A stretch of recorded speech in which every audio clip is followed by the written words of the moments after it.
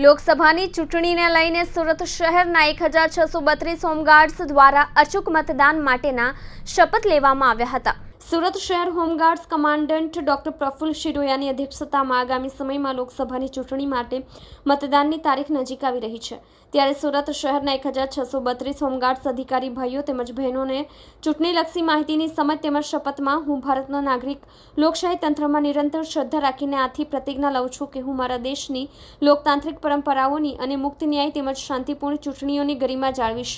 તેમજ દરેક ચૂંટણીમાં નિર્ભયતાપૂર્વક અને ધર્મ, વંશ, જ્ઞાતિ, જાતિ, ભાષા કે અન્ય કોઈપણ પ્રકારના પ્રલોભનમાં પ્રભાવિત થયા વગર મતદાન કરીશ। આ કાર્યક્રમમાં staff officer training Mehul Modi, Rander unit અધિકારી રાકેશ ઠક્કર, સચિન યુનિટ અધિકારી Thomas Padhare, A zone Dinesh Parmar, B zone Rambhai, C zone Girish Patel, D zone Jayantibhai Dave તેમજ અન્ય અધિકારી ઉપસ્થિત રહ્યા હતા। કેમેરામેન હકીમ શેખ સાથે વસીમ હાસમીનો રિપોર્ટ, આઝાદ ન્યૂઝ, સુરત।